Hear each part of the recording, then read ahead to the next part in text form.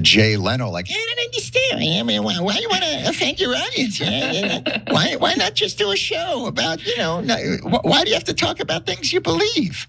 Why do you have to make jokes about things you actually think? And I'll just say, I'm just going to go throw myself down a hill and see if I can get a concussion. I mean, the whole thing is fucking ridiculous.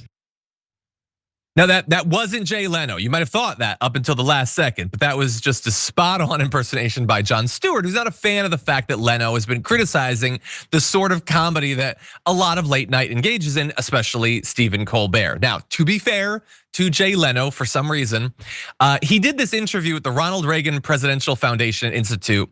It was before late night was canceled, because Donald Trump didn't like being made fun of, to be clear.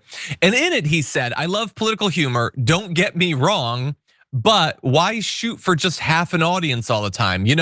Why not try to get the whole? I mean, I like to bring people into the big picture, and there's no room in the big picture for politics or the stuff that affects people, or I guess just tell jokes about movies. I don't know what you're supposed to do at that point, but in any event, we're gonna get to more of what Jon Stewart had to say about Leno. I do want to just acknowledge that ever since he was sacrificed on the altar of wanting a merger or whatever, Stephen Colbert's Late Show, which is in its last year now, has been drawing its best raw ratings in over 2 years, over 3 million total viewers tuning in each night last week. And in particular, in the 18 to 49 demo, his weekly average jumped 64% from the previous week, the largest audience of any show in late night, which is pretty amazing. And so I'm gonna give you just a little bit more of what they said. Leno, he has said he's not a fan of Trump's, but he called his 2024 win a great day for democracy. He'd made similar comments about both sides, telling Variety in November that back in his day, you'd get angry letters from both sides. Now you kind of have to take a side, and yeah, it's a little bit different. But maybe what's different is the situation. Like maybe Colbert isn't the issue here. Maybe it's that Donald Trump is a massive radical wackadoodle. But anyway, let's close with a little bit more from what Jon Stewart had to say. This is them trying to police and create rules that they would never follow. That's how Fox is popular. That's how any of these people, they all talk about Greg Gutfeld. It's the most popular. Yet he's not popular because he's a both sides guy. He's relentless. And after a day of watching Fox News and being bathed in their very purposeful propaganda, it's a great way to top off the night.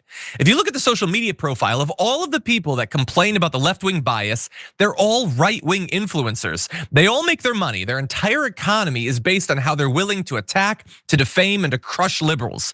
The whole thing is bull S. Yes, like I can't say that that's true of everyone, but the right wingers that are saying the left needs to stop being so political, they're political. Like we were talking about this a couple weeks ago, Brett. They say you stop making woke movies. Why does everything have to be about politics? But then every time a right winger starts up a movie studio, it's just political stuff, like the most biased stuff you've ever seen.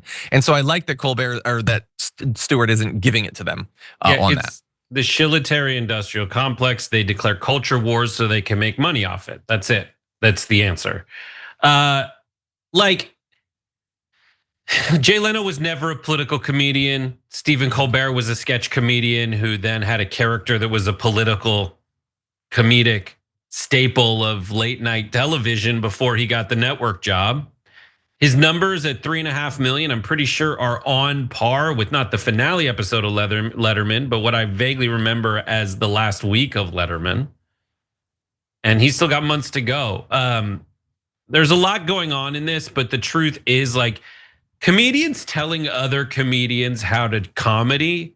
I guarantee these guys are still friends. I guarantee that, like, they still will defend each other against folks saying not to do comedy. But like Jay Leno is the kind of non-threatening, just tell silly jokes comedian. But I guarantee you, if Jay Leno was hosting the Tonight Show today and made your standard jokes about the president, this guy made tons of jokes about Bill Clinton and interns and all kinds of stuff.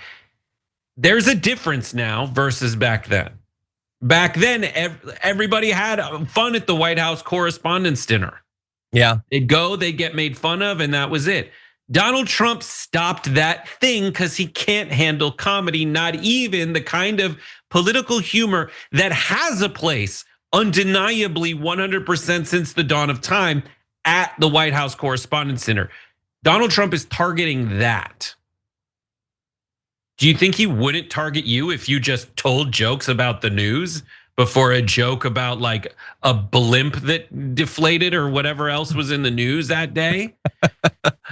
Like that's the thing. I think that I can't, I understand the thought jumps into Jay Leno's mind. In my day, I get it. But I also guarantee you, he didn't think about it the way that Jon Stewart has to think about it. And certainly Stephen Colbert has to think about it every day, because you can see yourself in the monitor. And that's pretty similar to like, can I look myself in the mirror or sleep well at night if I don't do something in line with what my politics and really my core is telling me as a performer and a satirist?